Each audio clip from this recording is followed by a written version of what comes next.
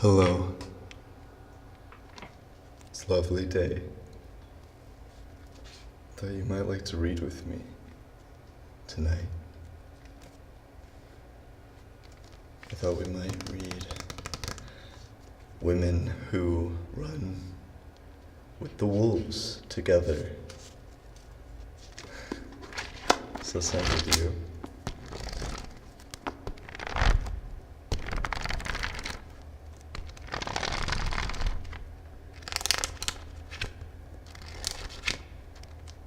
Sounds good to me. Myths and stories of the wild woman archetype. Let's begin in chapter 1.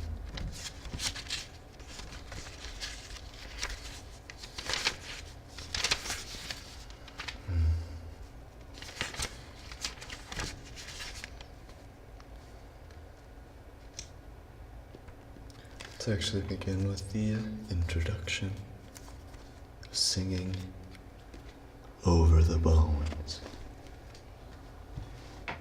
Wildlife and the wild woman are both endangered species. Over time, we have seen the feminine, instinctive nature looted, driven back, and overbuilt. For long periods, it has been mismanaged, like the wildlife in the wildlands. For several thousand years, as soon and as often as we turn our backs, it is relegated to the poorest land in the psyche. The spiritual lands of wild woman have throughout history been plundered or burnt, dens bulldozed, and natural cycles forced into unnatural rhythms to please others. It's not by accident that the pristine wilderness of our planet disappears as the understanding of our own inner wild nature fades. It is not so difficult to comprehend why old forests and old women are viewed as not very important resources. It is not such a mystery. It is not so coincidental that wolves and coyotes, bears and wildish women have similar reputations. They all share related instinctual archetypes, and as such, both are erroneously reputed to be ingracious, wholly and innately dangerous, and ravenous. My life and work as a Jungian psychoanalyst, poet, and cantadora, keeper of the old stories, have taught me that women's flagging vitality can be restored by extensive psychic archaeological digs into the ruins of the female underworld.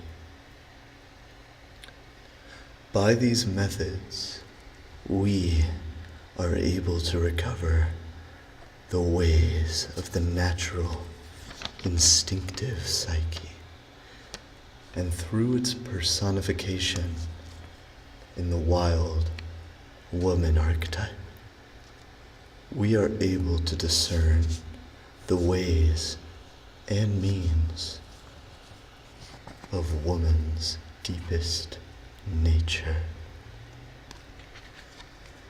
The modern woman is a blur of activity. She is pressured to be all things to all people.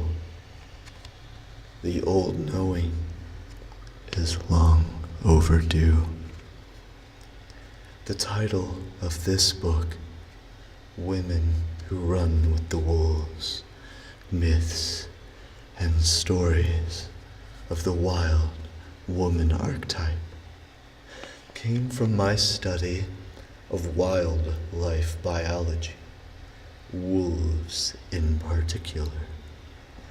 The studies of the wolves, Canis lupus and Canis rufus, are like the history of women, regarding both their spiritedness and their travails.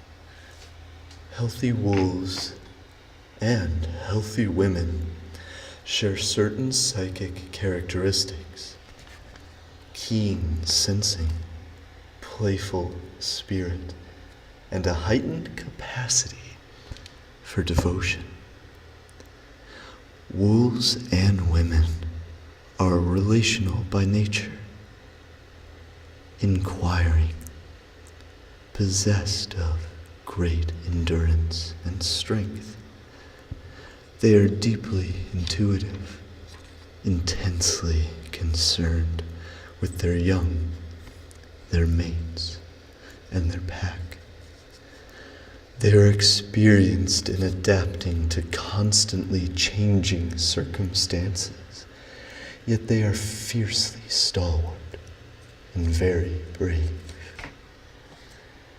Yet both have been hounded, harassed, and falsely imputed to be devouring and devious, overly aggressive, of less value than those who are their detractors. They've been the targets of those who would clean up the wilds as well as the wildish environs of the psyche, extincting the instinctual and leaving no trace of it behind. Their predation of wolves and women by those who misunderstand them is strikingly similar. So that is where the concept of the wild woman archetype first crystallized for me in the study of wolves. I've studied other creatures as well, such as bear, elephant, and the soul birds, butterflies. The characteristics of each species give abundant metaphoric hints into what is knowable about the feminine instinctual psyche. The wild nature passed through my spirit twice, once by my birth to a passionate Mexican-Spanish bloodline, and later through the adoption by a family of fiery Hungarians. I was raised up near the Michigan state line, surrounded by woodlands, orchards, and farmland, near the Great Lakes. There, thunder and lightning were my main nutrition. Cornfields creaked and spoke aloud at night. Far up in the north, wolves came to the clearings in the moonlight, prancing and praying. We could all drink from the same streams without fear. Although I did not call her by that name then, my love for wild woman began when I was a little child. I was an aesthete rather than an athlete, and my only wish was to be an ecstatic wanderer. Rather than chairs and tables, I preferred the ground, trees, and caves, for in those places I felt I could lean against the cheek of God. The river always called to be visited after dark. The fields needed to be walked in so they could make their rustle talk. Fires needed to be built in the forest at night, and stories needed to be told outside the hearing of grown-ups. I was lucky to be brought up in nature. There, lightning strikes taught me about sudden death and the evanescence of life. Mice litters showed me that death was softened by new life when I unearthed Indian beads, fossils from the loam. I understood that humans have been here a long, long time. I learned about the sacred art of self-decoration with monarch butterflies perched atop my head, lightning bugs as my night jewelry, and emerald green frogs as bracelets. A wolf mother killed one of her mortally injured pups. This taught a hard compassion and the necessity of allowing death to come to the dying. The fuzzy caterpillars which fell from their branches and crawled back up again taught single-mindedness. Their tickle walking on my arm taught me how skin can come alive. Climbing to the tops of trees taught what sex would someday feel like. My own post-World War II generation grew up in a time when women were infantilized and treated as property.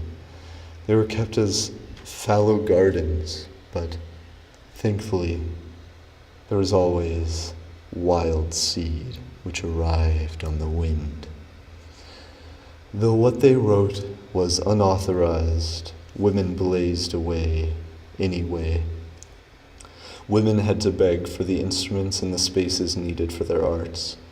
And if none were forthcoming, they made space in trees, caves, woods, and closets. Dancing was barely tolerated, if at all, so they danced in the forest where no one could see them, or in the basement, or on the way out to empty the trash. Self-decoration caused suspicion. Joyful body or dress increased the danger of being harmed or sexually assaulted. The very clothes on one's shoulders could not be called one's own.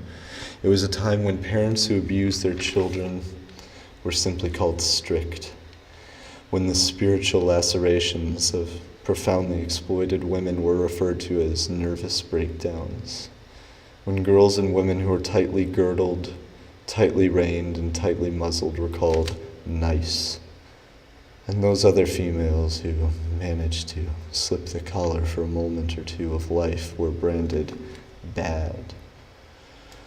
So, like many women before and after me, I lived my life as a disguised creature. Like my kith and kin before me, I staggered in high heels, and I wore a dress and a hat to church. But my fabulous tail often fell below my hemline, and my ears twitched until my hat pitched. At the very least, down over both my eyes, and sometimes clear across the room. I've not forgotten the song of those dark years, Hambre del Alma, the song of the starved soul. But neither have I forgotten the joyous Canto Hondo, the deep song, the words of which come back to us when we do the work of soulful reclamation. Like a trail through a forest which becomes more and more faint, and finally seems to diminish to nothing. Traditional psychological theory too soon runs out for the creative, the gifted, the deep woman. Traditional psychology is often spare or entirely silent about deeper issues important to women. The archetypal, the intuitive, the sexual, the cyclical, The ages of women, a woman's way, a woman's knowing her creative fire. This is what has driven my work on the wild woman archetype for over 2 decades.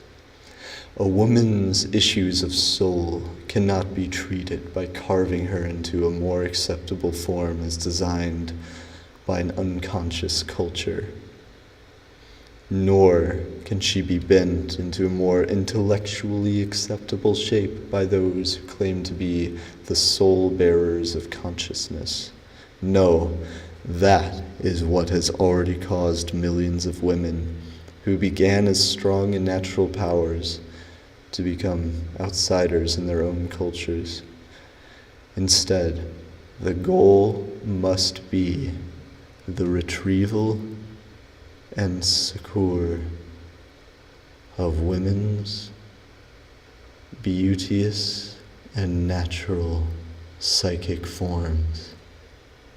Fairy tales, myths, and stories provide understandings which sharpen our sight so that we can pick out and pick up the path left by wildish nature.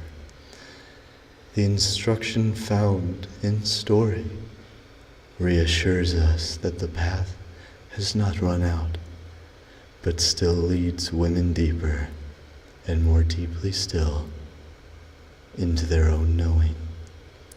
The tracks we are all following are those of the wild and innate, instinctual self.